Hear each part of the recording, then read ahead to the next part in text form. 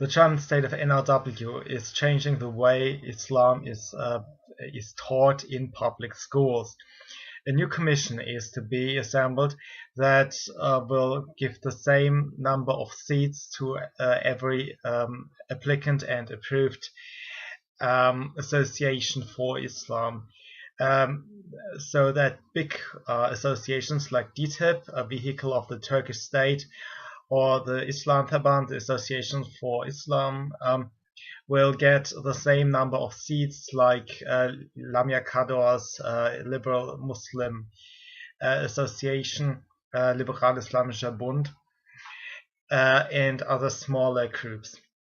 Now this is of course presented as if this is to cut back the influence of the strongly religious forces and therefore give more room for liberal-minded Muslims who may want to pray a bit less. And this is a trick that had been used a number of times in the past. So far, we see the introduction of Islam classes in our school justified with that argument that somehow, you know, if the public space does it, then the Salafists have no weight.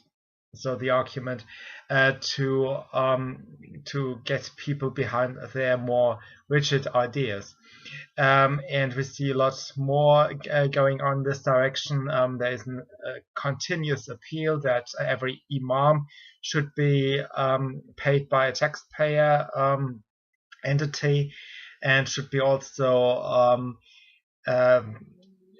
trained by taxpayer-funded courses on our universities, and that is already the case, basically.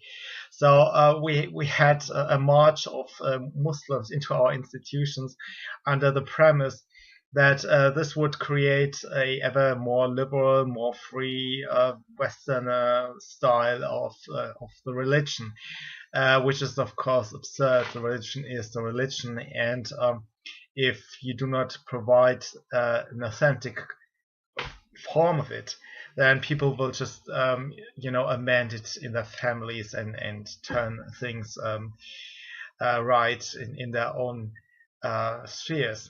The question that is never really asked is whether the state should provide religious instructions in the first place. The newspaper article that I have read about this in the newspaper Welt says that the classes, unlike in Bavaria, are advertising, are wooing Muslims into their belief. And that, says Welt, is the same in religious classes for Christians and Jews. Now this is a flat-out lie, because there are no state-funded religious classes for Jews, because they go to private schools. But that's something Muslims cannot be bothered with, and of course the state would never walk on eggshells for Jews in the way that they do for Muslims. And what really bothers me is that the question really is never asked whether the church or religion and the state should be separated or not, because from the outside, Germany is a secular country, and Germans are even more atheist than any other country in the Western world. And yet, separation of the sphere of the priests versus the sphere of the ordinary citizens who just want the state to serve the basic interests, like the traffic, military, police, and so on, the basic interests, those citizens are completely ignored.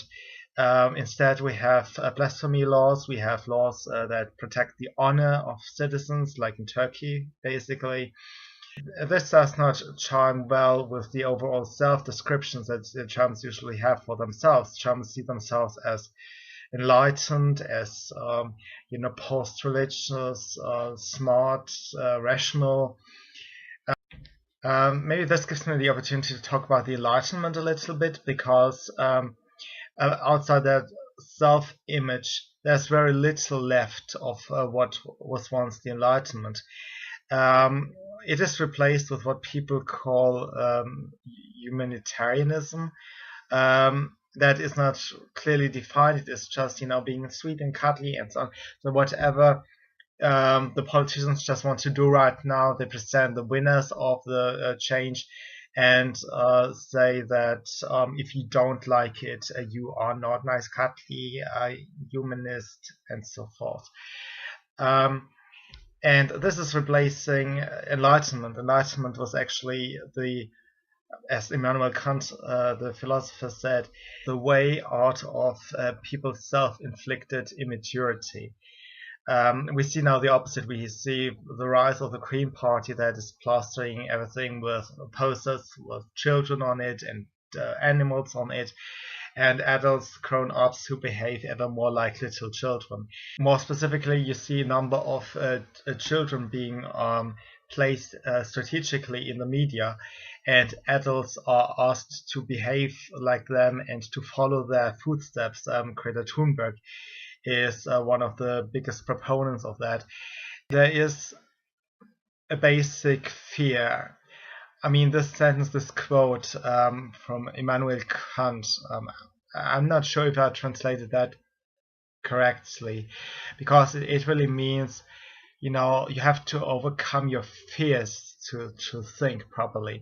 And what I have realized in the last years is it's not that people are unable to think. You have very smart people who seem to be trapped in that propaganda nonsense. But what our elites work with is the fear of people to think for themselves, to have the right mind. They are afraid that when they do not toe the line every step on the way, that they may not be different from Adolf Hitler and other just similar evil creatures. So people are afraid of being evil. They are afraid of their thoughts, their voice being too similar to already discredited human beings, and therefore they do not dare to think. The Enlightenment really is what we have lost. The Enlightenment was about thinking for ourselves, and in the mind of Immanuel Kant is to dare to think again. And this new reform does not make Muslims enlightened. It does not help them to become more modern and become more progressive. I hate this word. What it actually does try to do is to get them more conforming. What the reform actually tries to do is to establish teachers that will teach them leftism, thinly veiled as Islam, and that Muslims are also hectored into being nice and cuddly and agree with everything the state says. And basically what you also see in Germany a lot is a discussion whether Islam or the constitution should prevail, or is what matters here. And you have a lot of lip service of pro-Islam proponents who say, yes, the constitution will prevail and we do everything in our power that there is absolutely no contradiction between religion and the state. But for a third group like myself, the libertarian-minded conservatives, there's absolutely no space in this discussion. We are not invited. People who do not think that the current authority is always right, and people who do not think that the authority of Muhammad is always right. People who want to think for themselves, think, different people and different groups have their own legitimate interests and should be able to follow them. That people should be free to think for themselves and should dare to think for themselves in an enlightened environment.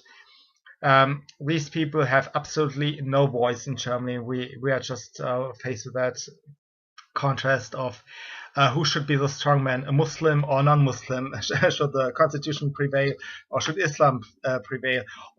And the only compromise that there is seemingly is, should a mixture of a state and Islam prevail? That's the compromise. That's the nice cuddly thing, the nice cuddly way forward, the state religious way forward.